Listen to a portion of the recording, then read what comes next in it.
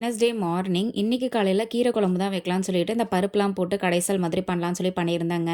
சரி குக்கர்ல விசில் வரதுக்குள்ள பப்பாளி அரிஞ்சு நானும் சாப்பிட்டுட்டு வீட்ல இருக்க எல்லாத்துக்குமே குடுத்தாச்சு. அந்த ரெசிபி நான் தனியா வேணா ஷேர் பண்றேன். சூப்பரா இருந்துச்சு. காலையில சாப்பாடு முடிச்சுட்டு, அதுக்கப்புறமா பாப்பாக்கு சாப்பாடு ஊட்டிட்டு இருந்தேன். எப்பயுமே இந்த மாரி விளையாட்டு காமிச்சு தான் ஊட்டுவேன். அதுக்கப்புறமா ஒரு சின்ன வேலை இருந்துச்சுன்னு வெளிய போயிட்டு வந்தேங்க. அதுக்கப்புறம் கிரேப்ஸ் வந்துட்டு எப்பயுமே வந்து இந்த மாதிரி கழுவி குடுங்க. கல்லுப்பும், மஞ்சளும் போட்டு இந்த மாரி நல்லா தேய்ச்சு கழுவிட்டு குடுங்க. ஏன் அப்டின்னா, இதுல வந்துட்டு மருந்து அதிகமா அடிக்கிறாங்கன்னு கேள்விப்பட்டேன். சாயந்தரம் ஒரு 4:30 போலயே நல்லா மழை வந்துடுச்சுங்க.